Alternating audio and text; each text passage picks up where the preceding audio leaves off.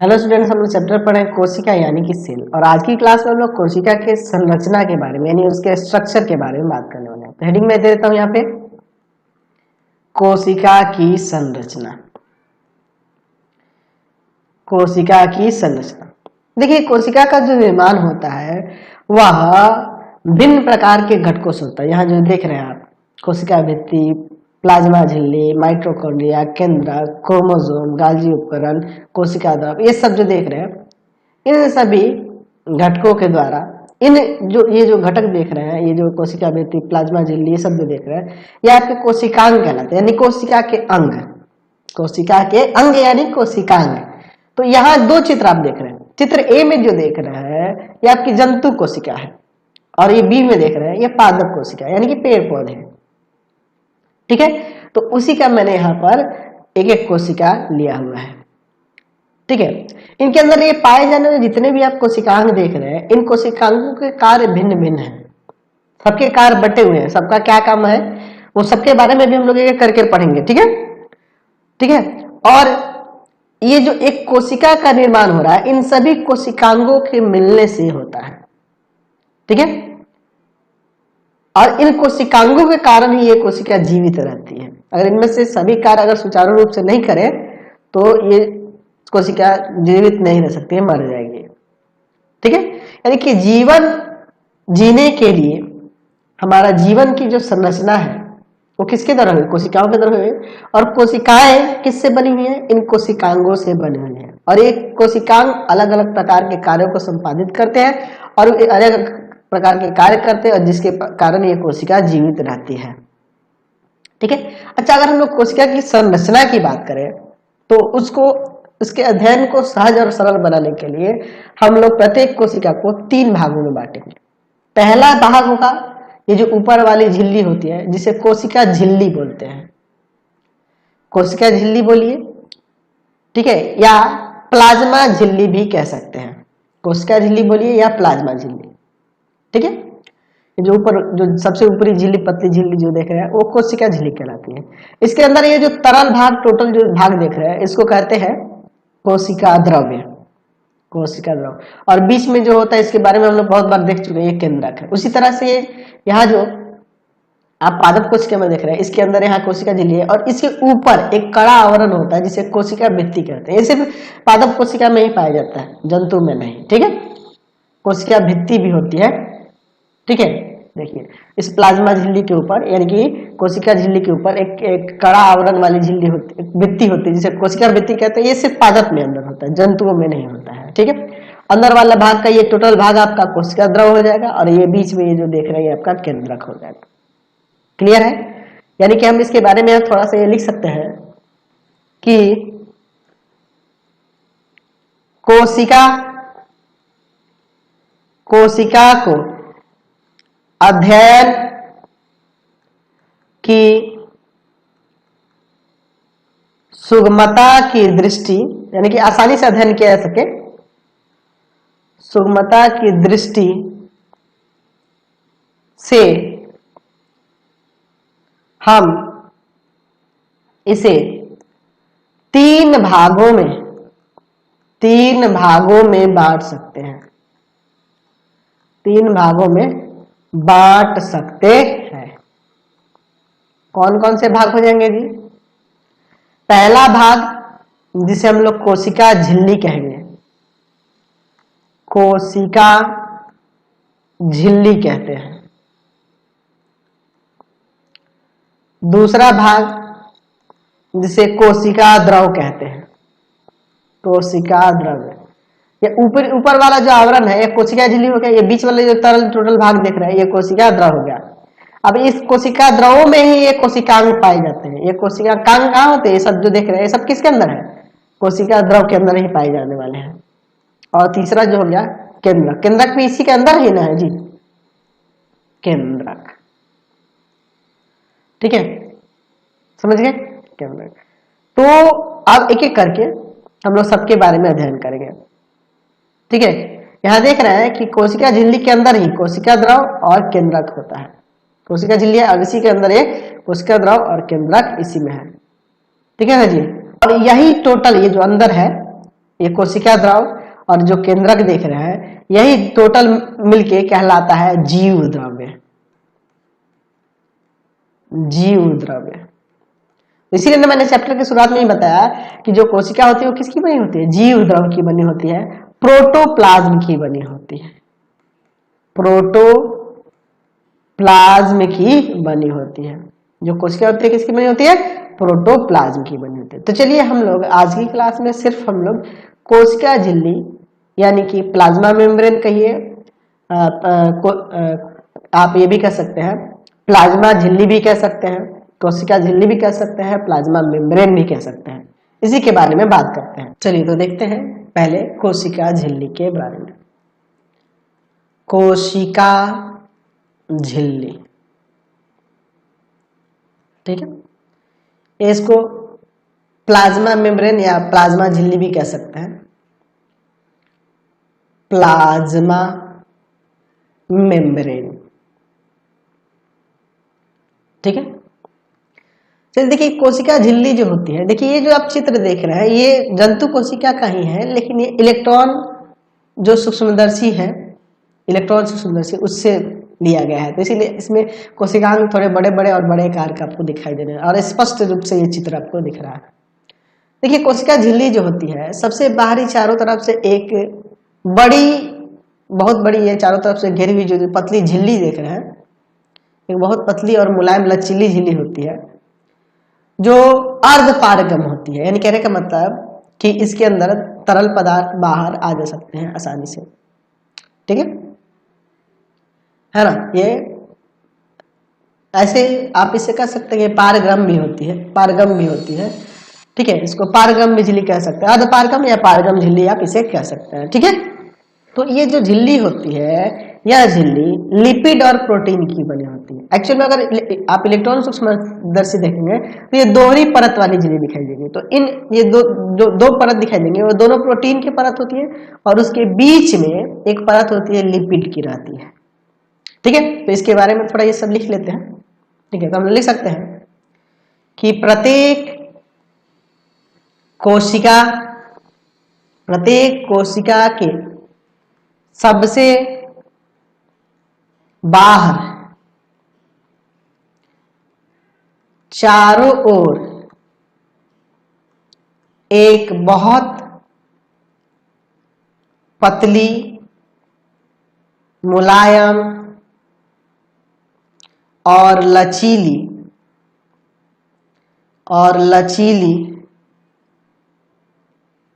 झिल्ली होती है,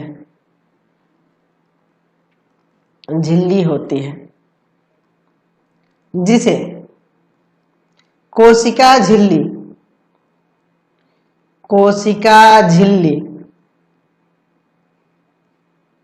कहते हैं। यह झिल्ली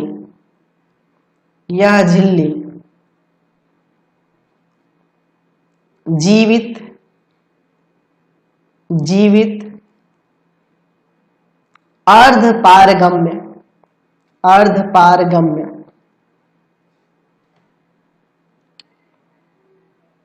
होती है। यह लिपिड और प्रोटीन की बनी होती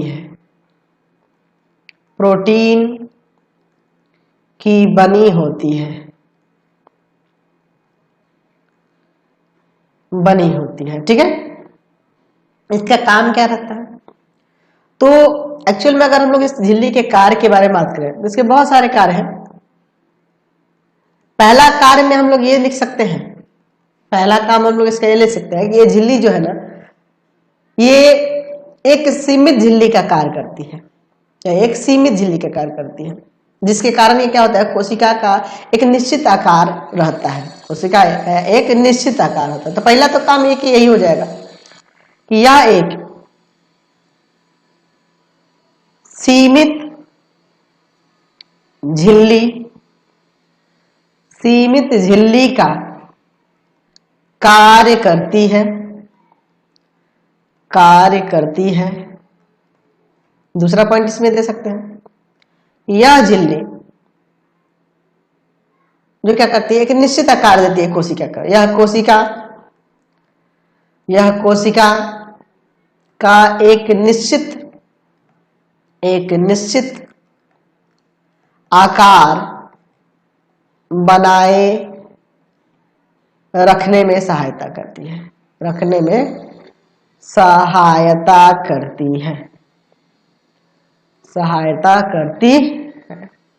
ठीक है। यह सपोर्ट भी करती है कोशिका को, यांत्रिक इंटरनल सपोर्ट करती है। लिख सकते हैं कि यह कोशिका को यांत्रिक सहारा प्रदान करती है, ठीक है। अच्छा, ये अर्धपारगम होती है तो इसके अंदर जितने भी आवश्यक अणु है अंदर आते हैं और बाहर जाते हैं, उन सब का भी ये क्या करती है, अर्धपारगम होने के कारण उनको नियंत्रित करती है, कितना जाना है कितना आना है उसके बारे में। यह भिन्न प्रकार के अणुओं को बाहर निकलने एवं और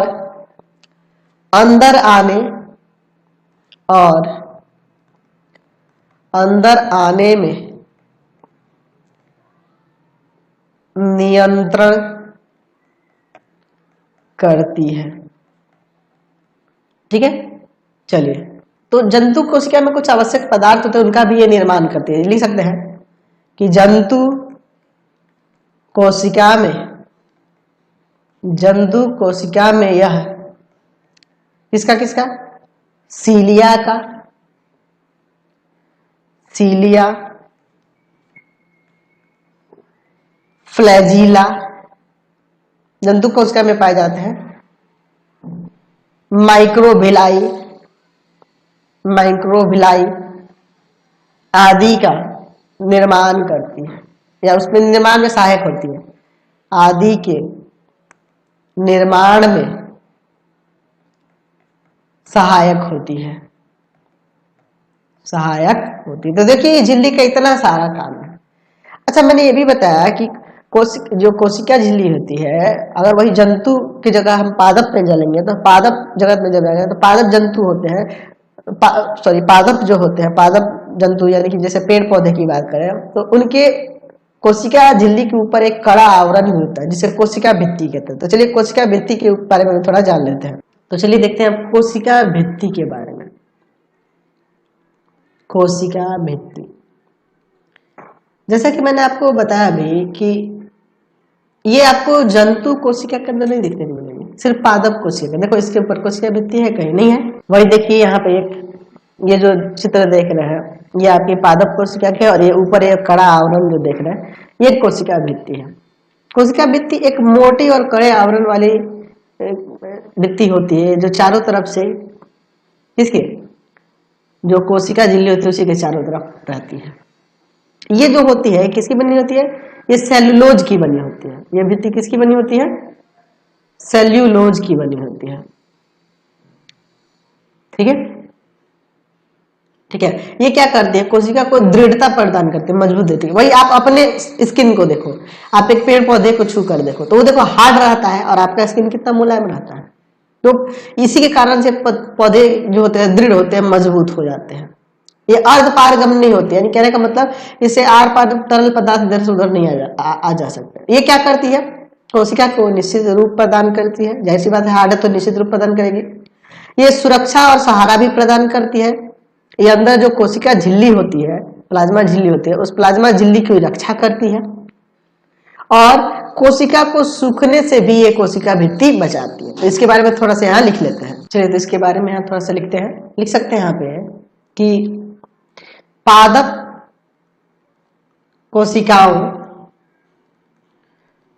कोशिकाओं के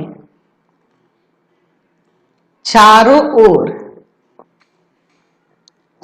ओर से एक मोटे और कड़े आवरण आवरण द्वारा घिरी